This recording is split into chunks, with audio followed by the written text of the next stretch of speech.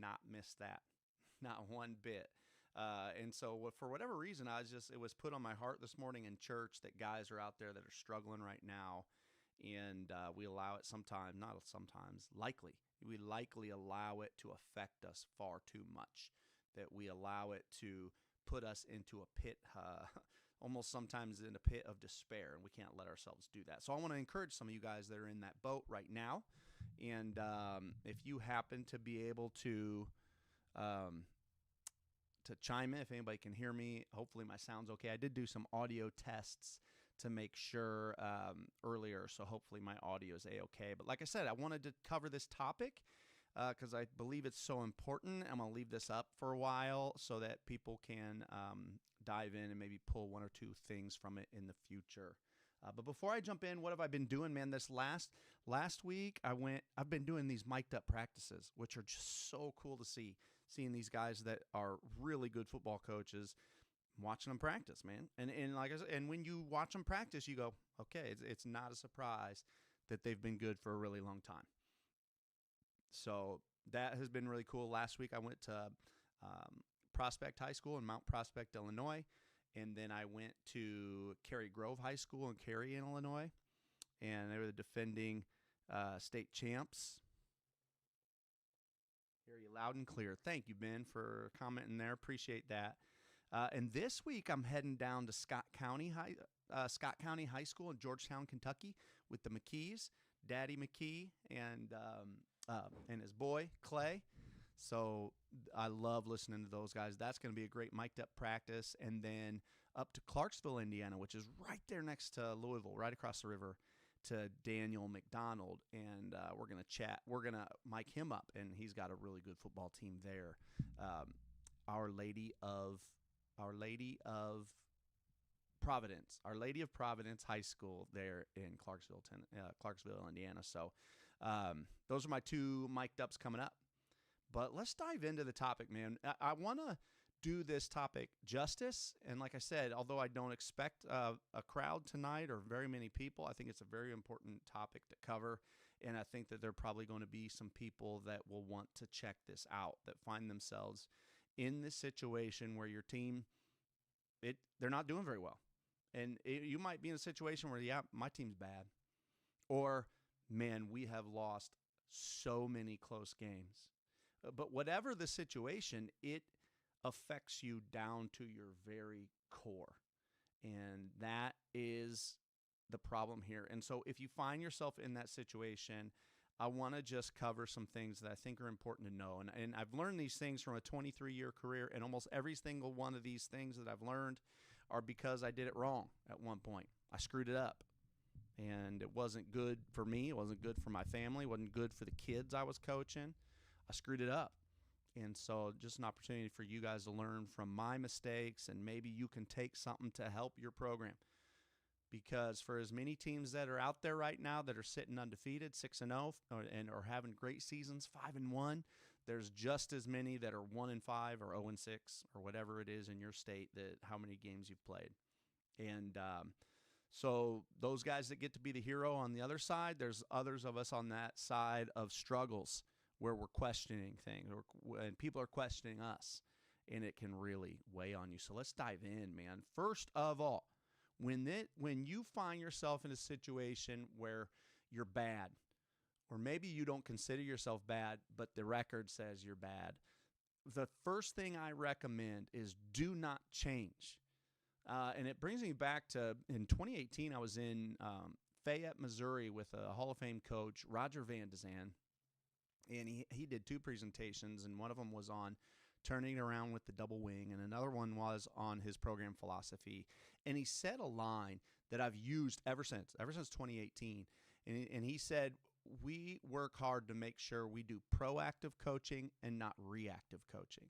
So we make a plan early, right, way back in May, June, whatever that is. You make your plan, and then you stick to the plan. And what we avoid are things like, well, we didn't tackle well last week, so now we got to work on tackling. Oh, we dropped a lot of passes that last week, so now this week we got to work on catching. we couldn't block last week, so this week we're going to work on blocking. So that's reactive coaching. So you want to make sure that you're not reactive coaching. Hopefully you've put a practice plan in place way back in May that covered everything. And your best bet, your best chance at success and even a win, your best chance is to stay the course. Don't tackle more because you're struggling to tackle. I say that all the time. I could tackle, but I can't tackle a professional athlete. Shoot, at this age, there's a lot of high school athletes, lots, hundreds, thousands of high school athletes I can't tackle. Like, I can tackle, I can't tackle him. I can't catch him. Or he's more athletic than me. He moves way better than me. I can't tackle him. So you could make me practice tackling more, but I'm outmanned. But again, you're going to hear it from your crowd, from the parents. You can't tackle. I just don't buy that. I don't buy that. What? Surely you've been working on tackling already. I don't think you need to practice it more. It's not going to help you make more plays the next week. Your best chance of success is for kids to understand what you're trying to do more, and for you as a team to make less mistakes. It's your only chance. That does not assure you of winning the next game. It only gives you a better chance if you make less mistakes and you have a better understanding of what you're trying to get done. So don't change. Don't reactive coach. Like I said, it can't be, well, we didn't do this last week very well, so now we got to do it more. No. What's your practice plan? Stick with it. The other thing of changing is that, like, especially when you're bad or you haven't won games, you feel like maybe it's my ideas. Maybe we haven't done enough of this. Maybe we have too much of this. Our kids aren't good at this offense or this defense. And maybe there's some truth to that. But again, you spent the entire offseason making this plan for this year. Well, you're not going to make a better decision right now than you made back in May. This was your plan. Stick with it. What's your defense? What's your offense? Stick with it. The only changes that should happen, and I can say this with confidence right now because I'm out of it. I'm emotionally detached from a team right now. The only change you should make right now, even if you're over, is to reduce. We had 25 things in our playbook. If I'm going to change anything, I'm going to run less. We've got to get good at something.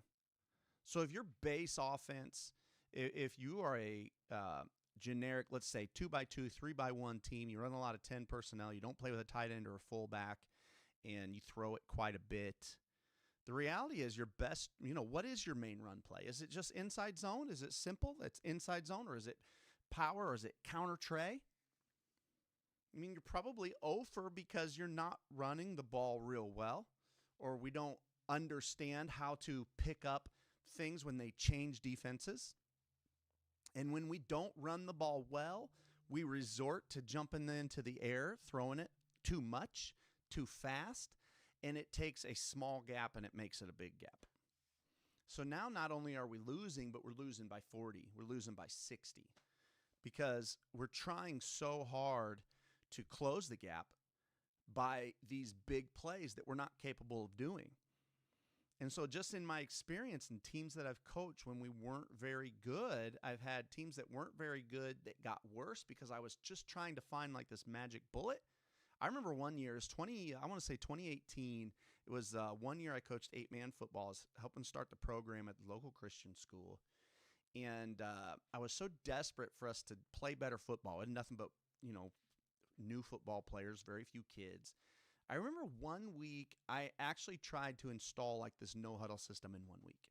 And I look back now, like it's not like that was I was some young pup coach at the age of 25 and made a silly thing. Like I was an old man already, and I made a silly mistake like that. Like that's gonna help us win. Like we weren't very good. Like all of a sudden we're gonna be no huddle, and I could call it the line, and now we would be good. No, what happened? Well, we spent way less time that week on working on the things that we needed to be working on, which was just our base plays, play A, B, and C that we do the most often. And we spent the whole time trying to figure out this new system, this new idea. And it just did us a disservice. And you're going to find yourself in the same boat. If you're 0 for 5, 0 and 5, 0 and 6, and you are desperate to find that nugget, the odds are it's not a nugget. I'm just telling you the odds. I certainly could be wrong. I've been wrong many times in my life. But the odds are it's not a schematic problem. It's a fundamental problem. Like, why are the good teams good? They're good. Well, of course, they might have great athletes. Well, you can't do anything about that right now. So I can't change my athletes. But what else do good teams do? They align they align almost perfectly all the time. They don't turn the ball over. They fly to the football, and they don't make many mistakes. So is that something you can control? Yeah, I can control that.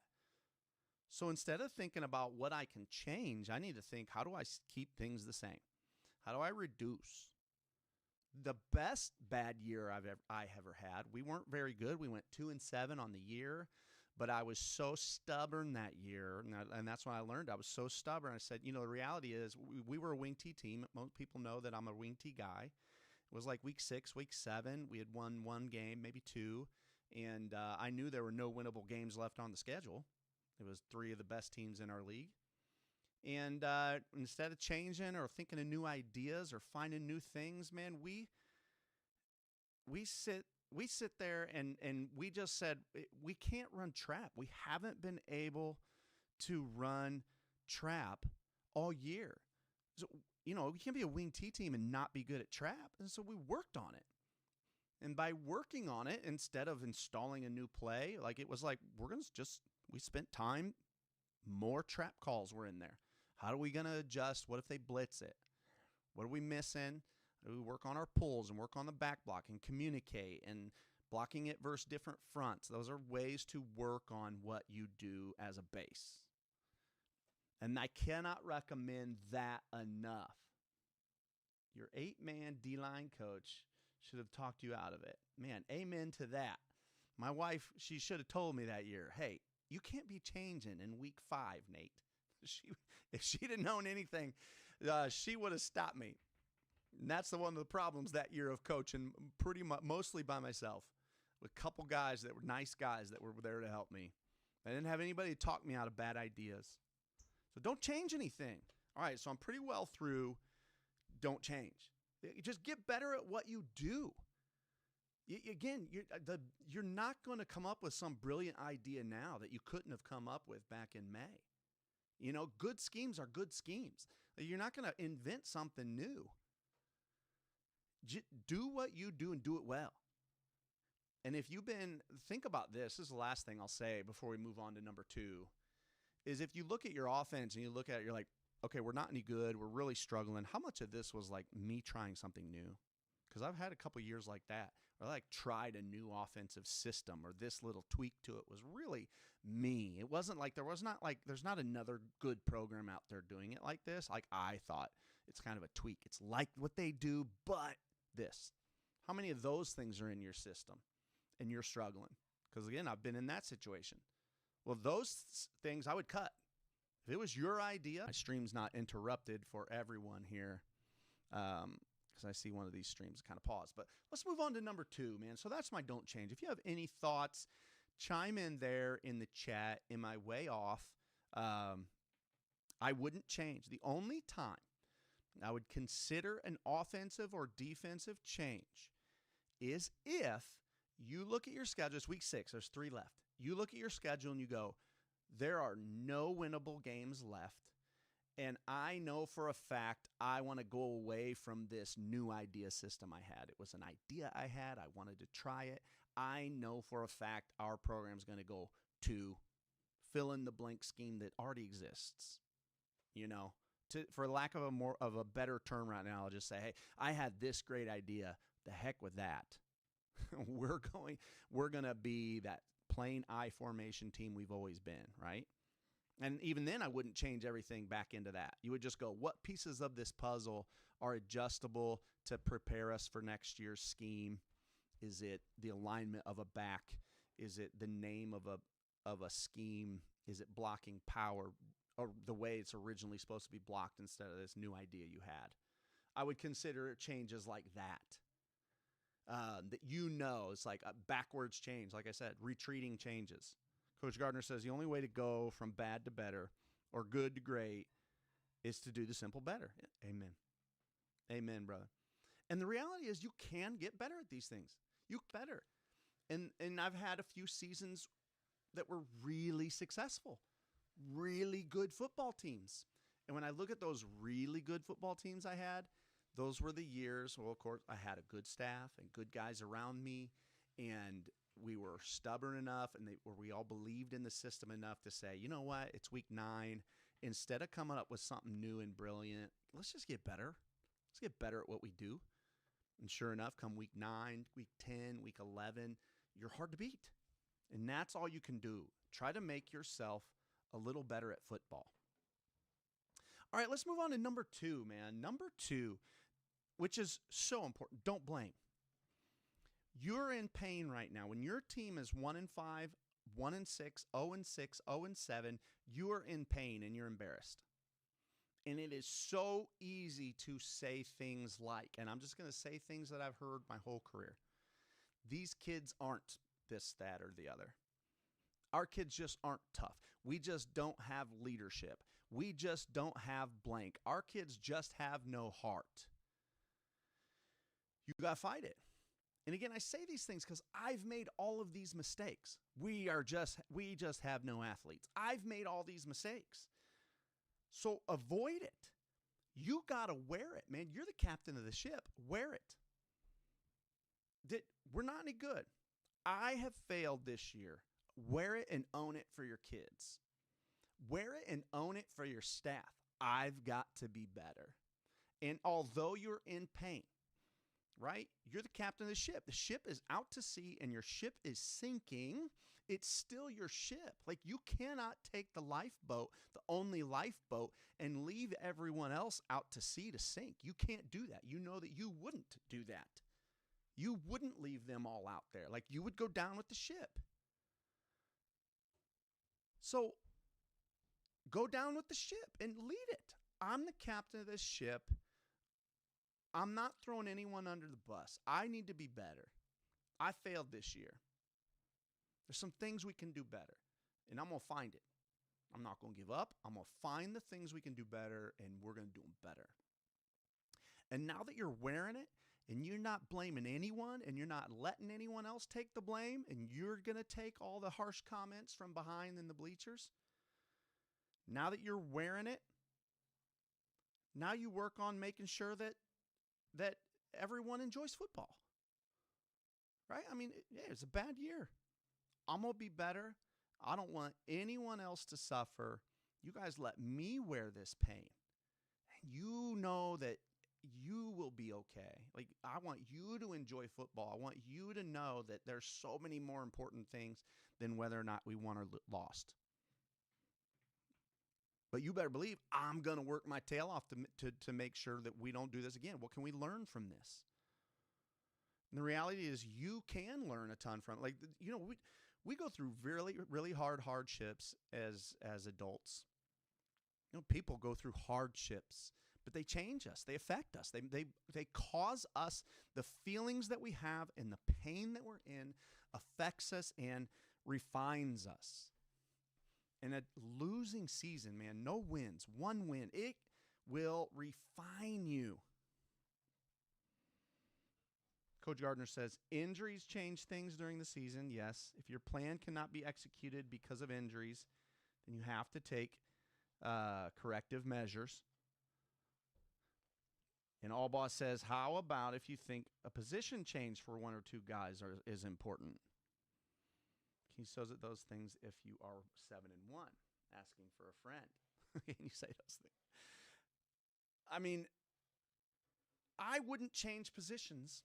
I wouldn't. I don't think it increases your chances of winning. I just don't. I wouldn't change. Coach Gardner is on here. He is so much more comfortable with change than I am. And as he says there, like, his team's really good. But he's good because, he's willing to change things. In my experience on bad teams, I would avoid it. I would avoid a position change. The odds of flipping Johnny with Joey, they're still both on the field, right? Or are you going to tell me it's week 7 and you had a better guy on the bench the whole time? The odds are no. You didn't have a better guy on the bench. get better at what you do and who you are. So number 2 was don't blame. You got to own it. You got to wear it. And then you got to move forward and keep leading the ship. Again, proactive coaching. This was the plan. We are going to finish. I'm getting this ship to port, and we're going to finish. And it's no one else's fault but my own. Yeah, easier said than done. Yeah, of course. Easier said than done. And I've done this, and I've failed at doing this. And number 3 is finish. Finish the season. These are some suggestions. Yeah, you need to spend some time thinking about how do I make sure that kids still love football. Like if you're going to be on a team that we weren't any good this year, my priority needs to be I need my kids to like football. This is still their experience. It cannot be about me and throwing a fit and a tantrum because it's been tough.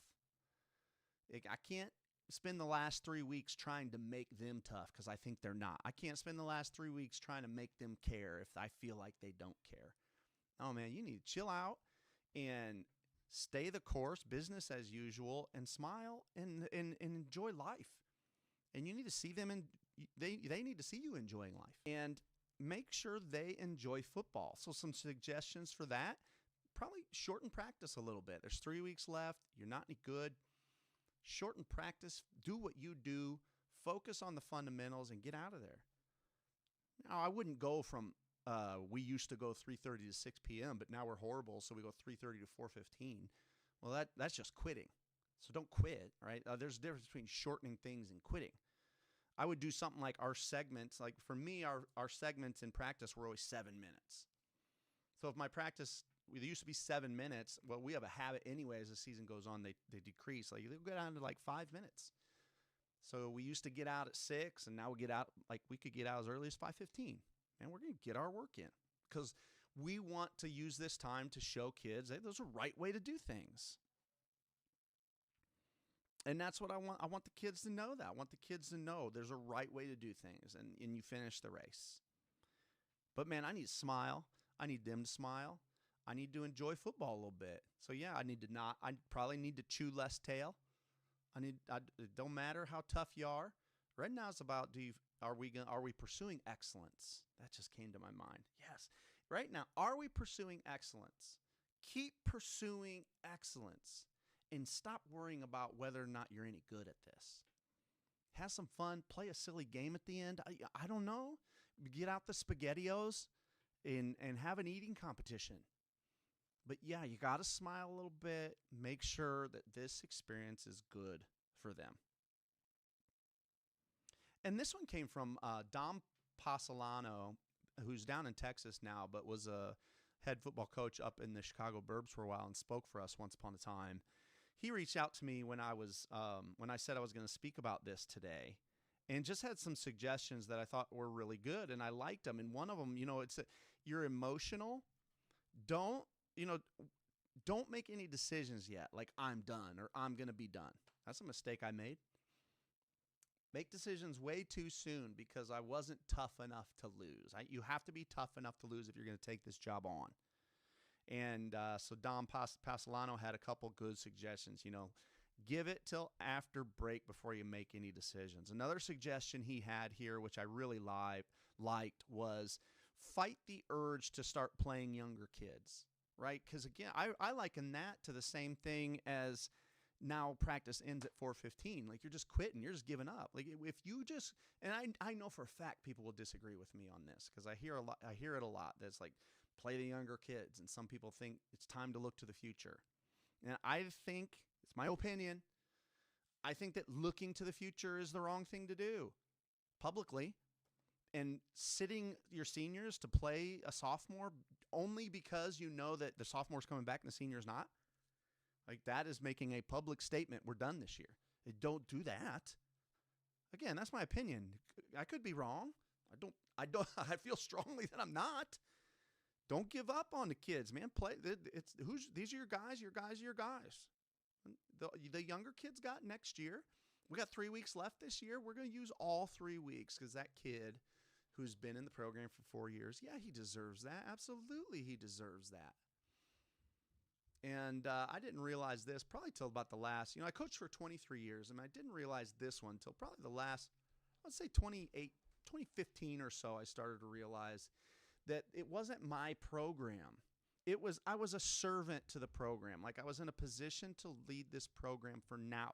The program was here before I got there, and the program will be here before when I leave. You're a servant to the program. So serve the program. Like, this year, you're serving this program, and you're going to play these kids for the last 3 weeks. Even if Mr. Senior QB ain't any good, and Mr. Sophomore QB is probably equal good. Like, they're the same, but you went with the senior early in the year. Like, you thought it was close, so I'm going to go with him. Now we're 0-6, so I just want to switch that. Might as well for the future. I would avoid that. And just telling you what I would do. And I do feel strongly about that. So these are some suggestions from Dom Pasolano. I like this from Coach Gardner. I increase the young guys' practice reps. I do like that. That's a great suggestion. You want to get that young guy some time? Yeah, increase his practice reps. That's a great suggestion right there, Coach Gardner. A great one. Couple other things from Dom Pasolano that I thought were really good. He says experiment with some things, not saying go wholesale, but get some things on film that you can look at and discuss in the offseason. That's not a bad suggestion either. There are things that you can gain from this. All right, I think I've touched on everything I wanted to touch on. Again, I didn't expect many people here tonight for anything live. Usually you got to be a big-time personality, get a big live following. But I wanted to do it live so that there was less stress to create something professional, and just be real. Because I think that this is a real topic that involves real emotions, and there are a lot of men out there in a real rut. I remember it very well, and my heart goes out to you guys. So those of you men that are in tough situations, your team's struggling, man, stay the course. Bring this ship in, right? You took this ship out to sail. Bring it in. You're the captain, and you were chosen to be the captain because of the leadership qualities that you possess. And so I want to encourage you to lead, and you are the right man to lead this program during this difficult time. Thanks so much for joining us, guys. I take off for Kentucky on Tuesday to do more mic'd up practices. Have had a ton of fun with those. So check those out here on the site or over at clinic.chiefpigskin.com. And thanks to you guys that joined in and chatted a little bit. Really appreciate you guys. All right, man, look us up anytime. You can find me over on X at Nate_Albaugh or as a company Chief Pigskin at The Chief Pigskin. Good night.